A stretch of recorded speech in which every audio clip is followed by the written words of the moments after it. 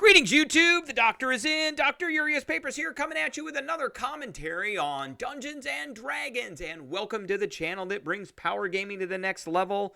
Today on the Doctor Spell Prognosis, we are talking about the spell Temple of the Gods. It's our second to last spell of the 7th levels, and then we've only got 2 more levels to go. All right, we're giving this spell a C-, but first, don't forget to hit that subscribe button. If you like this video, hit the like button. If you have any questions or comments, please leave a question or comment. And don't forget to hit that notification bell so you know when I've got another video out. All right. Temple of the Gods, we're giving this a C-. I feel my opinion is that this is a poor version or a poor cleric's version of Mordenkainen's Magnificent Mansion. It's very similar, but there are some distinct differences. So, 7th-level spell, it takes an hour to cast it. Now, if we bring up Magnificent Mansion or Mordenkainen's Magnificent Mansion, it takes a minute. So, they're both 7th-level spells. This one has a range of 120 feet. This one has a range of 300 feet. Verbal, somatic, and material component. Verbal, somatic, and material component. This one costs 5 gold. This one costs 5 gold. So, they're similar to that. This one lasts for 24 hours. The mansion lasts for 24 hours. There is a saving, though, so there are some differences with this. So you cause a temple to shimmer into existence. Temple must fit in an unoccupied space up to 120 feet on a side. Remember, the mansion is essentially an extra-dimensional thing with just a door. You can put the mansion anywhere. You can't put this anywhere. So that's... I mean, it's a big thing, but it's a big visible thing, whereas the mansion is invisible, and you can put it anywhere. So the temple remains until the spell ends, and it's dedicated to whatever god or blah you're representing at the time. You make all the decisions about the appearance. Only you and any creatures you designate when you cast the spell can open or close the door. So the door is visible. There's one door granting access. Only you and any creatures you designate when you cast the spell can open the door. So if the door is closed, they can't open it to get in, apparently. I wish they would have defined that a little bit more. So the temple's interior is an open space with an idol or an altar at one end. You decide whether it is illuminated, bright or dim light. The smell of burning incense fills the air within, and the temperature is mild. The temple opposes types of creatures you choose when you cast this spell. Choose one or more of the following: celestials, elementals, fays, fiends, undead. If a creature of the chosen type attempts to enter the temple, that creature must make a charisma saving throw. So here's my question right off the bat. It says that only you and any creatures you designate when you cast the spell can open or close the door. So if the door is closed, does that mean that creatures cannot get into the temple because they can't open the door? But here it says if a creature of the chosen type attempts to enter the temple, so I guess that would imply that the door was open. Okay, so if they try to get through the doorway while the door is open, I'm going to add that in there, they got to make a charisma save. On a failed save, they can't enter for 24 hours. So basically, you're going to stand on the steps. If the creature can enter the temple through the open door, the magic there hinders it. Whenever it makes an attack roll, an ability check, or saving throw inside the temple, it must roll a d4 and subtract the number rolled from the d20. So kind of like a Bane. In the same venue as a Bane. In addition, censors created by divination spells, so that's like scrying or clairvoyance, cannot appear inside the temple, and creatures within cannot be targeted by divination spells. So you can't use augury or divination or legend lore or things like that.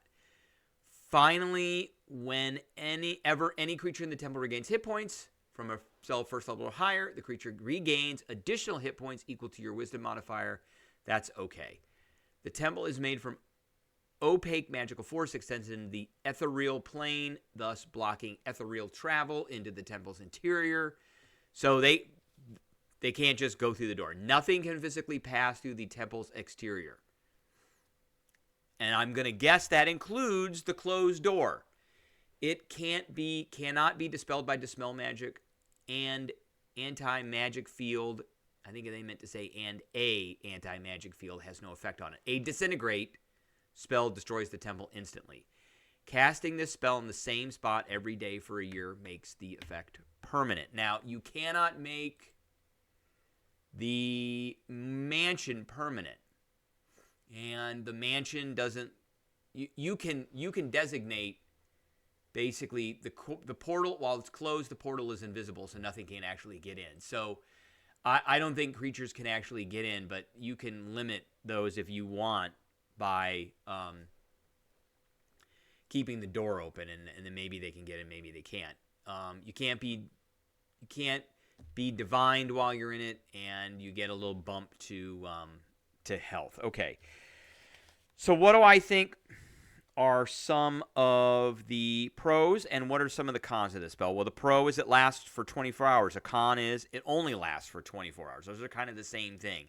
24 hours is a long time, but it is only there for 24 hours, and it's this big, giant, honking building that you have to have room to put down for 24 hours. It's big. That's a pro, and it's a con. It's big. So it's big because it can be intimidating, but it's big because you might, it's very obvious, and your enemies will be able to see it. A pro is there's only one way in. That's a good thing. And when the door is closed, only you and creatures you designate can open the door. Only you and creatures you designate when you cast a spell can open or close the door. So it doesn't say if they can destroy the door, but it does say nothing can physically pass through the temple's exterior. So all of that, I wish they would have said the door can't be, creatures that you do not designate cannot not go in. I wish they would have been a little bit more clear about that. So you can oppose certain types of creatures, and you can inflict a penalty on them. You get some extra healing, stops divination, stops ethereal infiltration. So, if you don't have a wizard in the party, because Mordenkainen's magnificent mansion is bards and wizards, so if you don't have a bard or a wizard in the party, and you got a cleric, then, this is what you got. If you want to have, some place to rest, this is kind of the next step up from like tiny hut and things like that. Couple of the other cons, it's visible. It's a big eyesore. It's there. I personally think that the permanent part of this is more of a DM's tool than it is a player's tool, unless, like the DM says, that the players are going to have a whole year off. And then, the cleric could say, okay, I want to make my temple, and I'm going to use this spell, and I'm going to cast the spell once a day for an entire year. And then, that is an instance, like it could be some kind of downtime that a player could do. But otherwise, the DM could have a big, bad, evil cleric type do that as well. One of the big things I don't like about this spell that is better with Magnificent Mansion is the casting time. This is a 1-minute casting time to basically get a nice place to rest that's hidden, and enemies and things that you designate cannot get in. This takes an hour, and it's hard to have an entire hour. If you're in a dungeon and you're cramped and all that, the bard or the wizard goes, okay, 1 minute, we're going to go in here and rest, and we're good to go. We're going to be safe. And if you don't have that, you got the cleric's like, well, we're cramped in this dungeon, and I can't actually cast this spell because I don't have enough room. And we might not have an hour, so I need an hour to cast the spell. So there is that. All right, that is what I have for everybody today. I appreciate everybody tuning in, and I will catch everybody later.